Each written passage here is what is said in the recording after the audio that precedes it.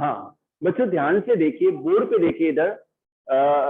Just पहले वाली class में हमने ये समझा कि सेमी परमिएबिलिटी का मतलब ये होता है कि जो सेल मेम्ब्रेन है वो कुछ सेलेक्टिव सब्सटेंसेस को एंड वाटर मॉलिक्यूल्स को अलाउ करती है through the movement from cell membrane. तो इसे हम क्या कहते हैं, सेमी परमिएबिलिटी और सेलेक्टिव परमिएबिलिटी कहते हैं। ओके, बोर्ड पे देख लो इधर सारे, stop the writing and look at the board.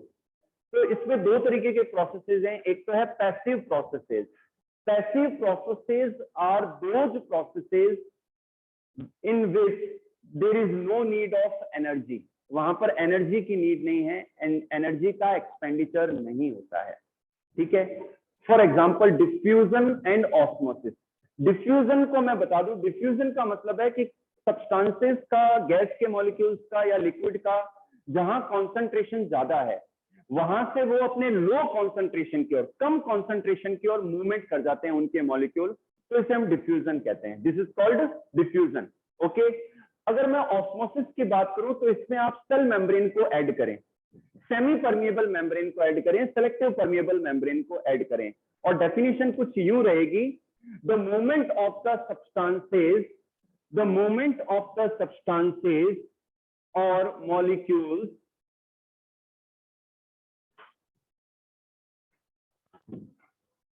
the movement of the substances or molecules from their high concentration to their low concentration through a cell membrane, through a selectively permeable membrane is called osmosis. This is called osmosis.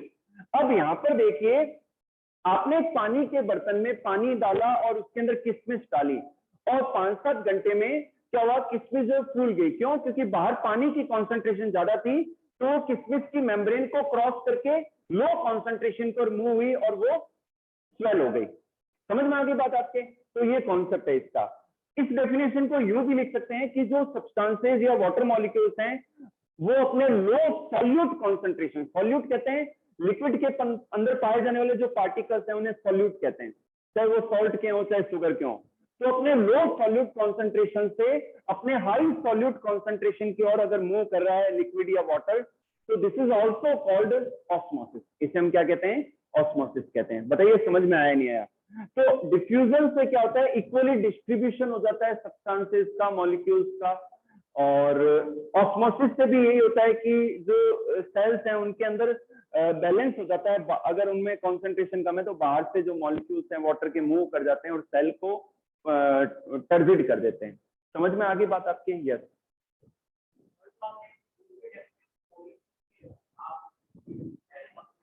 हाँ, आगे, उसके आगे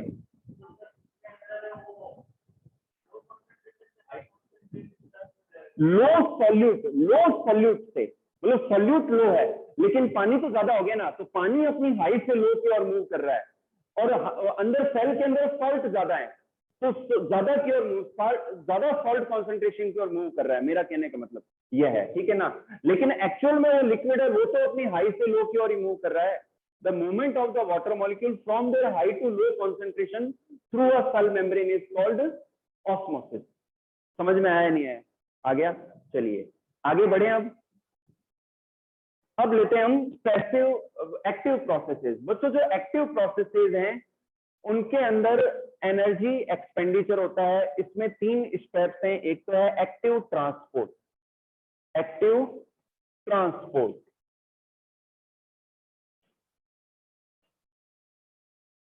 और B जो है वो है endocytosis, endocytosis, and सी है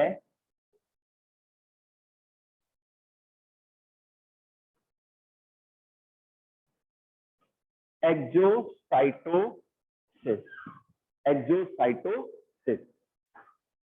ध्यान से देखिए, एक्टिव ट्रांसपोर्ट का मतलब क्या है कि प्लांट के अंदर जो एब्जॉर्प्शन होता है, जो रूट्स के अंदर सॉइल से जो पानी का, मिनरल का एब्जॉर्प्शन होता है वो भी एक्टिवली होता है, और जो ट्रांसपोर्ट होता है, ठीक है ना, वो भी एक्टिवली होता है। एनर्जी वहां पर कंज्यूम होती है, तो इसे हम एक्टिव ट्रांसपोर्ट कहते हैं। सब्सटेंसेस का, मिनरल्स का, मॉलिक्यूल्स का जो मूवमेंट है वो एक्टिव ट्रांसपोर्ट में आता है। सेकंड लेते हैं एंडोसाइटोसिस। जैसे कि आपने अमीबा के बारे में पढ़ा होगा, अमीबा के पास में कोई फूड पार्टिकल या कोई सॉलिड पार्टिकल आता है तो उसको वो अपनी सेल मेम्ब्रेन से अंदर एनगल्फ कर लेते हैं। तो सेल के अंदर एनगल्फ करना, दिस इज कॉल्ड एंडोसाइटोसिस। इसे हम क्या कहते हैं? एंडोसाइटोसिस कहते हैं। क्या कहते हैं बच्चों? This one is called endocytosis, this one is called endocytosis. और सेल के अंदर से वेस्ट को बाहर निकालना, बाहर मूव करना, दिस इज कॉल्ड एक्सोसाइटोसिस। इसे हम क्या कहते हैं? एक्सोसाइटोसिस कहते हैं। तो दोनों ही कंडीशन में एनर्जी कंज्यूम होती है। तो बच्चों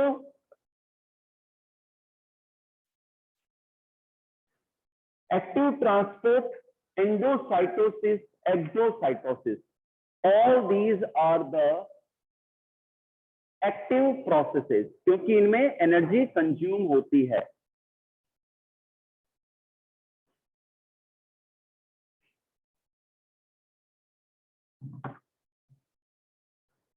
क्योंकि इनमें एनर्जी कंज्यूम होती है। ओके, चलिए एक्सोसाइटोसिस का मतलब है कि सेल के अंदर जो वेस्ट प्रोड्यूस हो रहा है वो पड़ा थोड़ी रहेगा। तो सेल के अंदर से जो कॉन्ट्रेक्टाइल वैक्यूल हैं और जो वेस्ट मटेरियल वाली वैक्यूल हैं वो सेल मेम्ब्रेन की सरफेस तक जाती है और बाहर रिलीज कर देती है। तो सेल के अंदर से बाहर वेस्ट को निकालना, एक्सक्रीट करना, दिस इज कॉल्ड एक्सोसाइटोसिस। इसे हम क्या कहते हैं? एक्सोसाइटोसिस कहते हैं। बताइए क्लियर हुआ या नहीं हुआ? हाँ जी। एक्टिव ट्रांसपोर्ट का मतलब ये है कि प्लांट के अंदर जो एब्जॉर्प्शन होता है और जो ट्रांसपोर्टेशन होता है वाटर का, मिनरल्स का, फूड का, ये एक्टिवली होता है क्योंकि इसमें सेल्स पार्टिसिपेट करती हैं और एक्टिवली मूवमेंट हो जाता है। तो इसे हम क्या कहते हैं? क्योंकि यहाँ एनर्जी भी कंज्यूम होती है, प्लांट सेल्स की मेटाबॉलिक एनर्जी, तो इन्हें हम एक्टिव ट्रांसपोर्ट कहते हैं। ओके, समझ में आ गई बात? एक्टिव ट्रांसपोर्ट का मतलब है प्लांट के अंदर जो वाटर, मिनरल, फूड का ट्रांसपोर्टेशन हो रहा है वो एक्टिवली हो रहा है क्योंकि इसमें सेल्स का पार्टिसिपेशन रहता है और सेल्स की जो मेटाबॉलिक एनर्जी है वो यूज आती है, वो कंज्यूम आती है, कंज्यूम होती है। ओके, तो समझ में आया बच्चों आप सभी के क्लियर है? चलिए आगे बढ़े।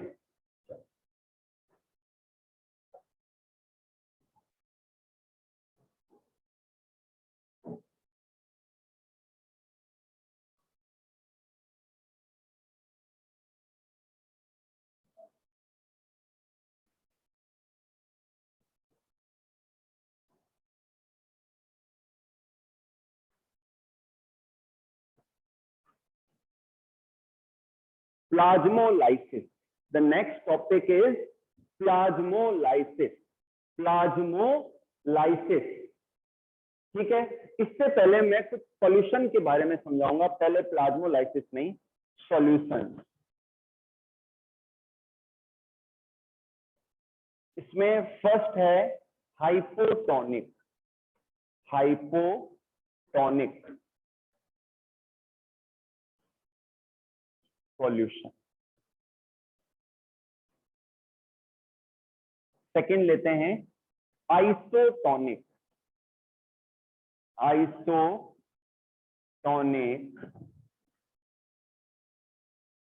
Solution,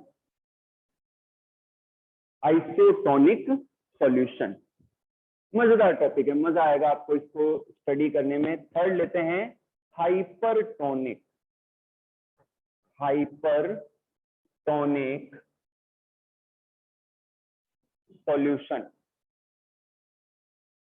hypertonic solution. ध्यान से देखिए बच्चों, एक ऐसा सॉल्यूशन, आपको पता है सॉल्यूशन होगा तो वहां पानी तो हो गई, वाटर तो हो गई, तो एक एक्वा सॉल्यूशन या वाटर सॉल्यूशन जिसमें पानी, अगर सेल को कंपेयर करें तो सेल के कंपेयर में सेल के अंदर जो वाटर, सेल के अंदर भी पानी होता है, तो सेल के अंदर जो वाटर है, सॉल्ट है, मिनरल है, उनके कंपेयर में सेल के बाहर जो सॉल्यूशन है उसमें पानी की मात्रा ज्यादा है, वाटर की कॉन्सेंट्रेशन ज्यादा है और सॉल्यूट कॉन्सेंट्रेशन कम है। सॉल्यूट मतलब शुगर या सॉल्ट कम है बिल्कुल ही।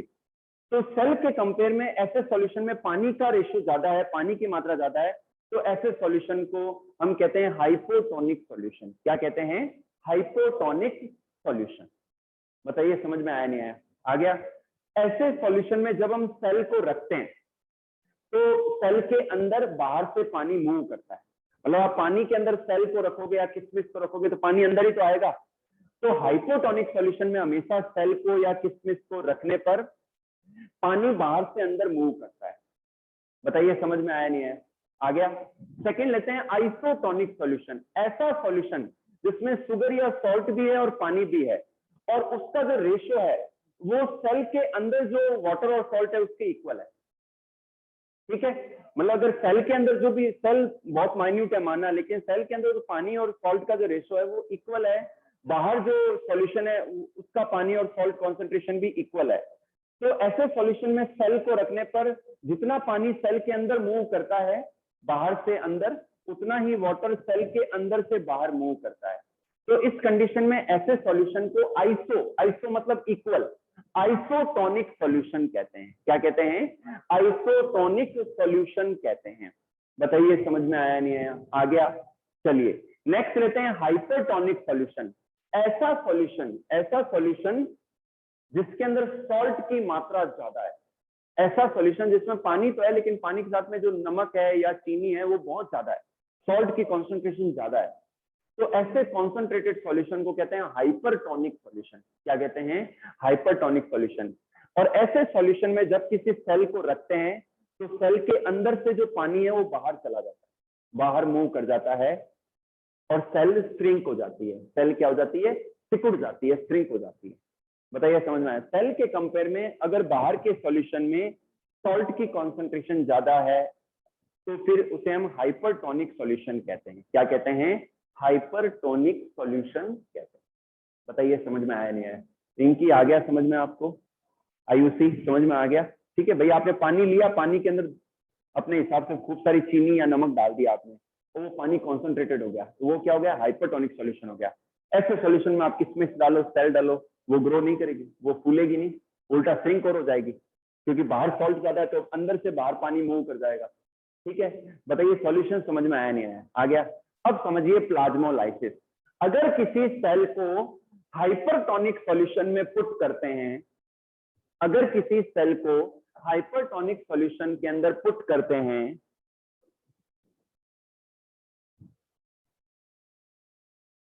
मीनार सर की क्लास, अगर किसी सॉल्यूशन को अगर किसी सेल को हाइपरटोनिक सॉल्यूशन में पुट करते हैं तो सेल के अंदर से जो वाटर मॉलिक्यूल है बाहर मूव कर जाते हैं और जो सेल है वो श्रिंक हो जाती है। इसी को प्लाज्मोलाइसिस कहते हैं। बताइए समझ में आया नहीं है? आ गया। प्लांट सेल समझते हो सभी? प्लांट सेल में सेल वॉल होती है, सेल वॉल को छोड़ दो आप, बाकी जो पार्ट है वो प्रोटोप्लास्ट है। वो क्या है? प्रोटोप्लास्ट।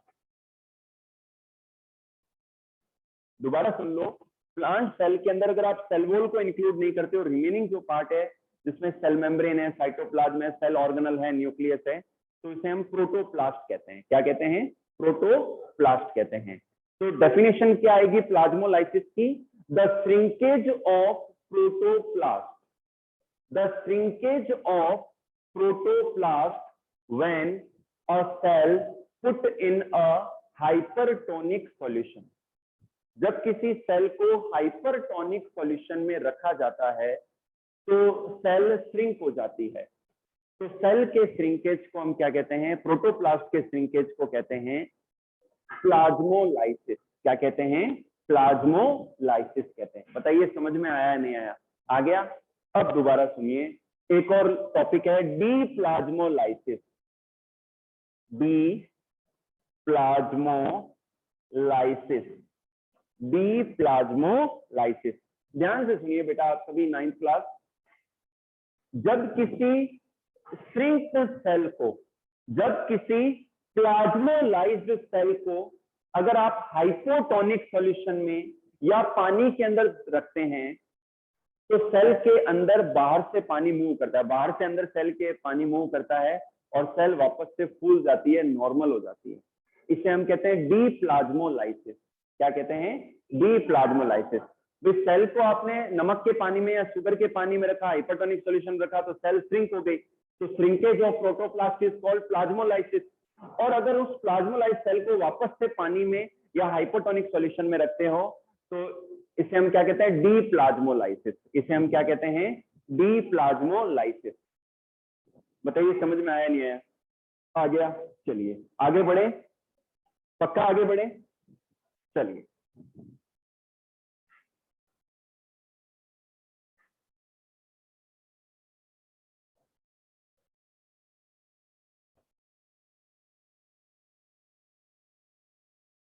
अब अपन सेल ऑर्गेनेलीज करते हैं।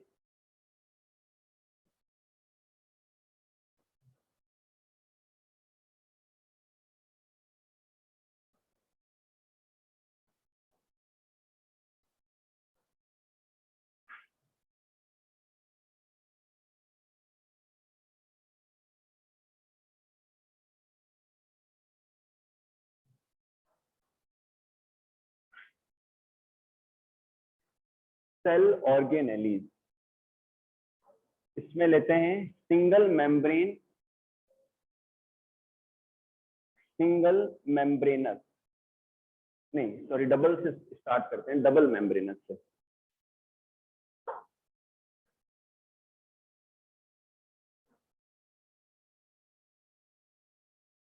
डबल मेम्ब्रेनस, डबल मेम्ब्रेनस में न्यूक्लियस,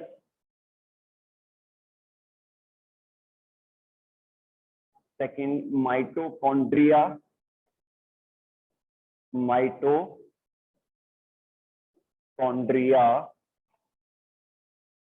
और थर्ड इज क्लोरोप्लास्ट, क्लोरोप्लास्ट। ठीक है, फिर लेते हैं सिंगल मेम्ब्रेनस,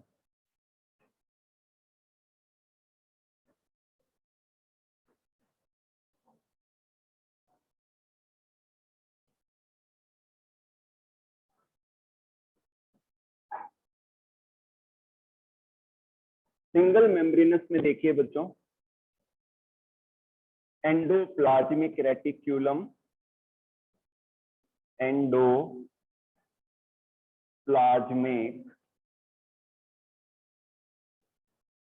रेटिक्यूलम,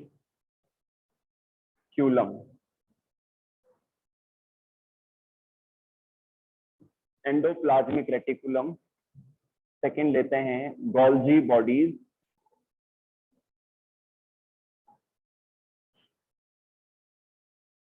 थर्ड लेते हैं लाइसोसोम,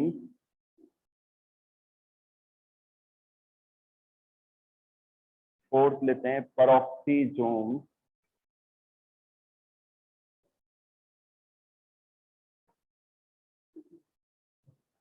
नेक्स्ट लेते हैं मेम्ब्रेन लेस,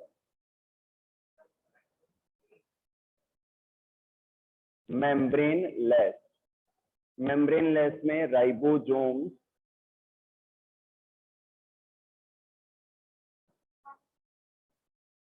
और मेम्ब्रेन लेस में राइबोसोम,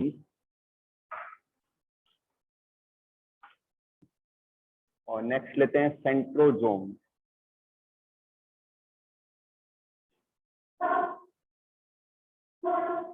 हाँ तो ध्यान से देखिए आप लोग, हाँ यस बेटा ध्यान से देखिए, देखो बड़ा मजेदार है, सेल का जो वर्ल्ड है ना बड़ा मजेदार है तेजस, वो बहुत मजेदार वर्ल्ड है, छोड़ दो उसको जो भी कर रहे हो आप, स्टॉप देम।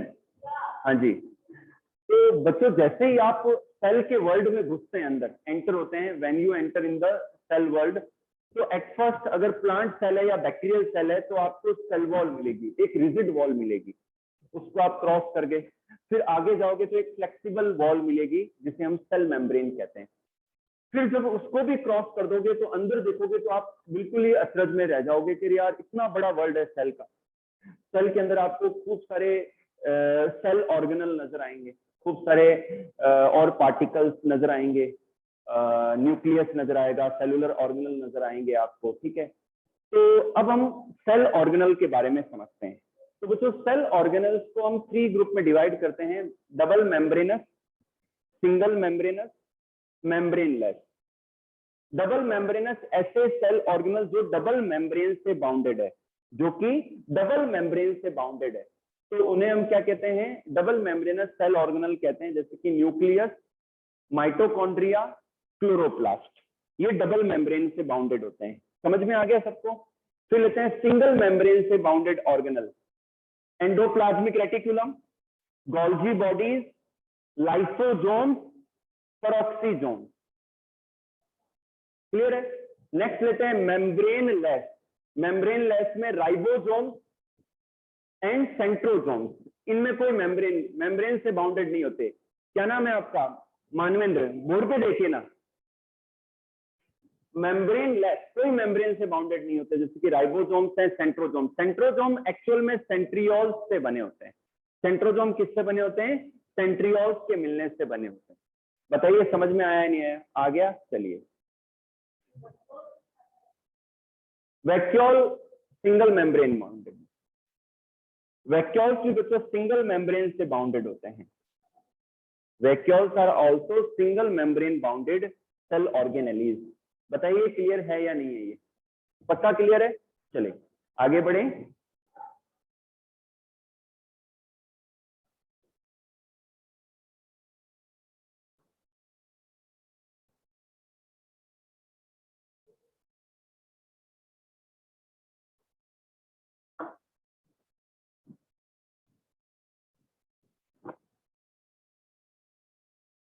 बच्चों अब आज थोड़ा ज्यादा टॉपिक नहीं लेंगे, थोड़ा सा टॉपिक लेके आप ऑनलाइन में जो भी हैं अपने डाउट्स पूछना, ठीक है? और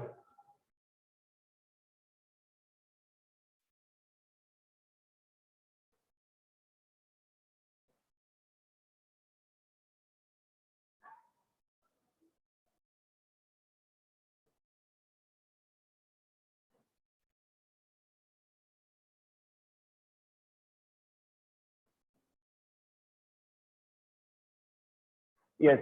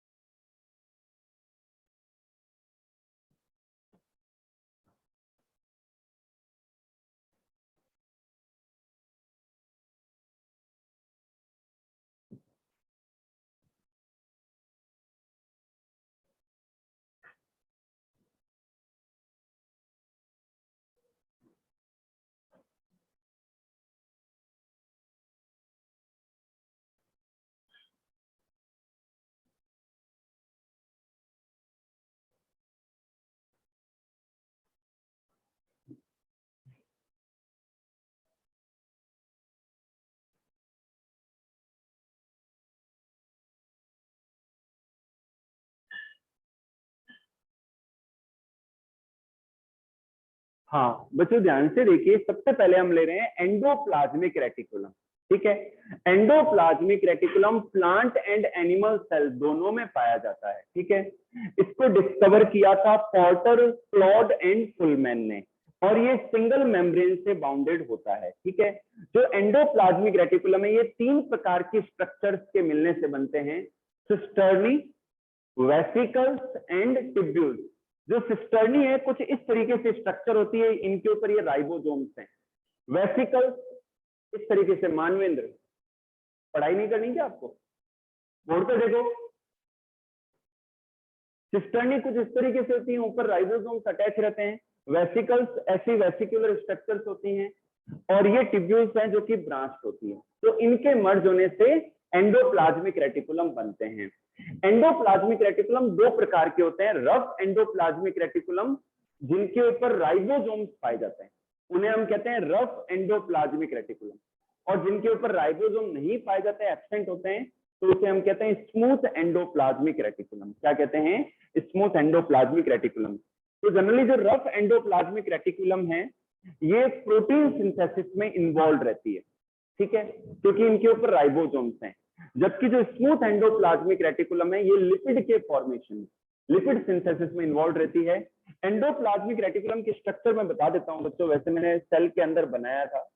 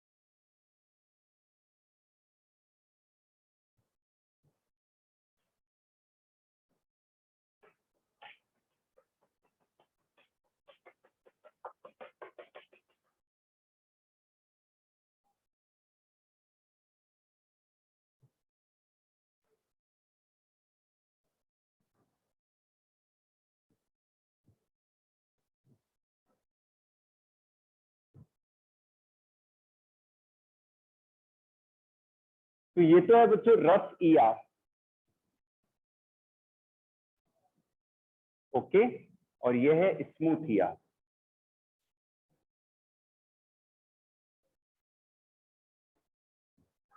ठीक है, ये रफ ईआर है और ये स्मूथ ईआर। फटाफट से इनके फंक्शन बता देता हूं मैं। बच्चों जो रफ ईआर है वो प्रोटीन सिंथेसिस में रोल प्ले करती है, जबकि स्मूथ ईआर लिपिड सिंथेसिस में या लिपिड सिंथेसिस करती है।